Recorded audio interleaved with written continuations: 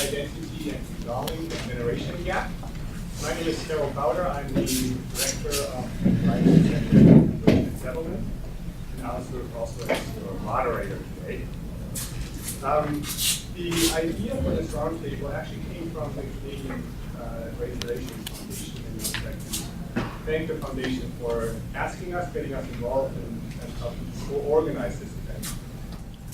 I would like to welcome you to this roundtable discussion. The Canadian Race Relations Foundation has among its programs a series of roundtables. Every year we hold 3 roundtables. The first one took place back in December on the occasion of the declaration of the International Human Rights Day. This is the second one. There's a third roundtable that will take place later in March in Winnipeg, dealing with Aboriginal communities. Last year we held a number of roundtables, and also we organized a Canada lecture. We invited Ocean Energy. We organized this event in cooperation, in partnership with CBC, the University of Ottawa, and the Canadian Human Rights Commission. So it's a great pleasure for us at the Canadian Race Relations Foundation to welcome you to this roundtable.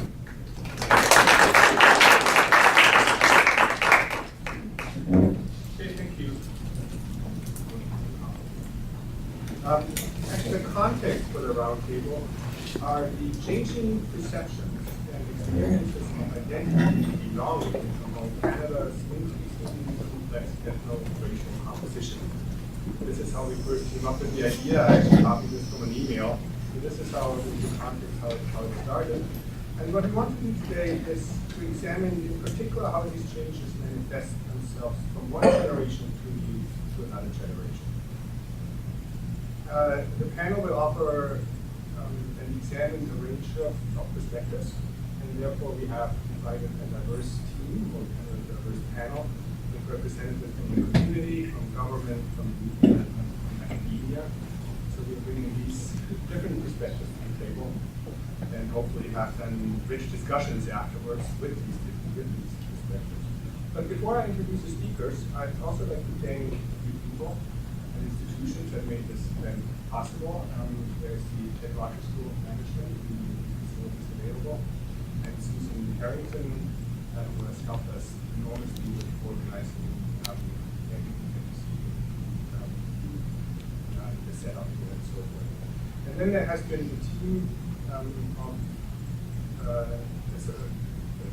an RCIS team, I would call them, and that's Bobby Cameron. Bobby, you have seen probably waiting in the back there. Megan Sivington and Fatima Siddiqui. She's so thank you for making this happen. Okay, let me introduce the speakers. We have Debbie Douglas, who is the Executive Director of the Ontario Council of Agencies Serving Immigrants, or also often better known as CASI. Usma Shakir, who is the Director of the Office of Equity, Diversity, and Human Rights of the City of Toronto. And we have Friesen to the very left, my left, to the right, who is the Demography reporter of the Globe and Mail. Please bear with me. I think that this is quite a huge topic. So I'm actually much looking forward to the discussion that we're going to have after we've all given our remarks. I made sure that I had my remarks written down so I don't go all over the place. And so touch on a number of things and hope that I do something at the table for us to discuss later. Thought we needed to pay attention to what was happening right now. So the latest census tells us that Canada's population growth is the highest among G8 countries, and that much of that growth comes from immigration. We also heard that immigration trends are shifting away from Ontario and towards the other provinces and territories, especially in Western Canada. We know that shrinking immigration numbers will impact on every aspect of Ontario's society. More and more, we hear that immigrants no longer want to come here because of Ontario's poor economic performance. And then we heard from the Drummond Commission just this week that because of poor economic performance, we can no longer afford most of our public services if we want to end the deficit without raising taxes. In addition to that, only yesterday, our federal government tabled new legislation that proposes to dramatically change the way we treat asylum seekers, starting with treating people differently on the basis of their country of origin. In this context, it seems almost anticlimactic for us to be talking about race, identity, and belonging. But perhaps it is also a good time to be examining exactly how it is that we understand what we mean by race, identity, and belonging, and how it operates in our communities and our society. I think for a start, we must begin to acknowledge that we are a settler society as well as increasingly a nation of immigrants. I know that the whole conversation around colonialism is not one that we'd like to have as Canadians, but I think it's certainly something we need to keep front and center when we talk on this topic. And I think this is very much evident in the way our society often, without intention, for the most part, privileges non-Indigenous residents in our laws, structures, and in every aspect of our life. It is evident in the notions of identity and belonging that's articulated in the Canadian Citizenship Guide, Discover Canada, the study guide for the Canadian Citizenship Test. The guide conveys a notion of Canada that is essentially British, with some sense for French heritage, and it makes all other histories invisible.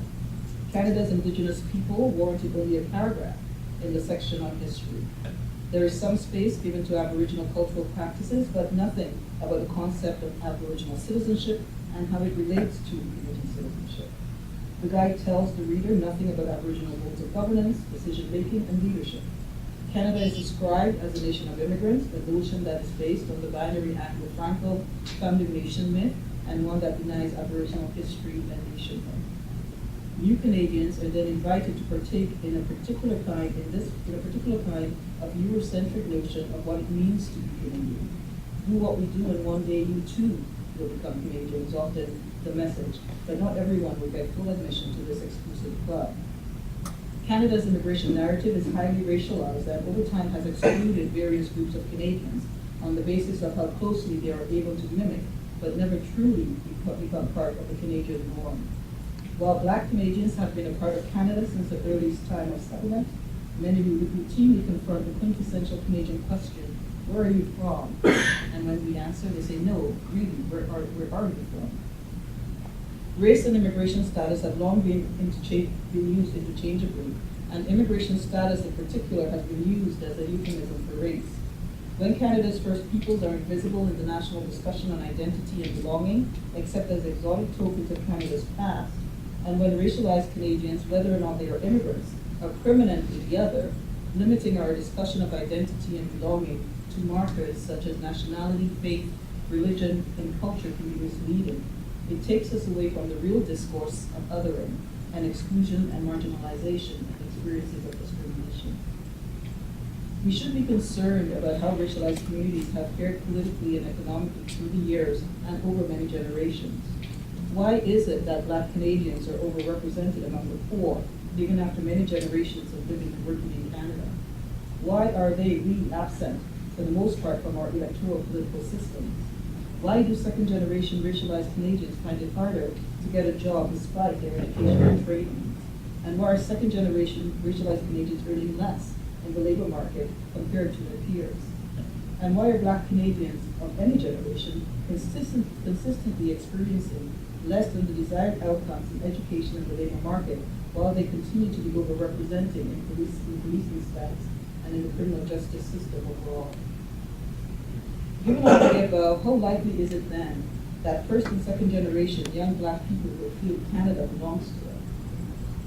We are at a point where not only economic exclusion, but also the social and political exclusion of certain Canadians, particularly Aboriginal, Black, and other racialized Canadians, is normalized. And we expect immigrants to integrate into a society that is clearly stratified by race above all, to uncritically fit in, to become second or third class Canadians. In this context, faith, religion, and culture become sites to assert an identity that is presented as legitimate and Canadian as the white Anglo or Franco-Christian norm. This is what young Black and other racialized people have done for a long time now to lay claim to their sense of Canadianness. But the pushback from those who would preserve the status quo has been amplified in the era of the war on terror. For a country that is unique in having legal definitions, protection, and celebration of multiculturalism, some kinds of differences are still deemed to be a threat to this identity we call Canadian. From the point of view of the marginalized, some kinds of difference can lead to one being singled out for special treatment, sometimes known as racial profiling. From the point of view of the state, however, difference is often seen as a threat to Canadian society, security, identity, values, and norms. It is often felt that it must then be legislated, regulated, or otherwise controlled. Recently, the state response has tended to make women's bodies and women's lives a site of contest. Race and religion have become interchangeable in the national discourse on identity and belonging, and the issues are often worked out on and over women's bodies. We have several examples. The section on citizenship rights and responsibility exhorts future Canadians to abandon barbaric cultural practices now that they are in Canada. According to the guide, Canada's openness and generosity do not extend to barbaric cultural practices that tolerate forced spousal abuse, honor killings, female genital mutilation, forced marriage, or other gender-based violence. The debate that has erupted over the recent Shafia murder cases brought this to a point, as the debate swirled around whether the killings were culturally bound honor killings or whether they are examples of femicide, the extreme end of anti-female patriarchal thinking that is not limited by a particular culture or religion. Another example, recently the federal government decided to ban face coverings, or the niqab, when taking the citizenship oath. We have no idea how many women actually took the citizenship oath while wearing a niqab, and whether the ban was really warranted. In any event, the ban was presented as a measure that would improve social cohesion and would do away with what the minister then called two classes of citizenship. Race and religion have become interchangeable, as I said, in immigration discourse as well, with Islam specifically being associated with gendered and racialized communities. The state has tended to claim to act to preserve Canadian values of gender equality and fairness. To that end, the Quebec government introduced Bill 94 to prevent women from wearing face covering from accessing public services. So then we have to ask, which women's equality does the state protect? For it seems that when particular women assert their right or agency in the area of dress that does not conform to what we have deemed to be Canadian, they are punished. As more and younger Muslim women have begun to adopt the head covering with pride as a way of asserting their sense of Canadian identity, we can certainly expect other forms of pushback from the state, as we have seen in Quebec and as we have seen in federal government policy. I think we must challenge the normalizing of othering racialized Canadians. We must challenge the normalizing of exclusion, marginalization, and oppression. And we can start educating ourselves to recognize inclusion when we see it, to name it, and to call the decision makers on it to resist the labeling and the stereotyping. Just a few days ago, I was told by one of my public policy folk that the word equity is the new dirty word in public policy, but I'm going to use it here regardless. I think we need to look for solutions through equity-focused public policy interventions. I think they can actually work. I think federal employment equity legislation has allowed women to come close to achieving parity. I think it has made a significant difference in opening up employment opportunities for the linguistic minority, particularly in the federal public service. But the federal government has a long way to go to reach parity for racialized Canadians, or as the federal government likes to call us, visible minorities. We need legislation in Ontario to dismantle labor market barriers for equity-seeking groups such as racialized Ontarians.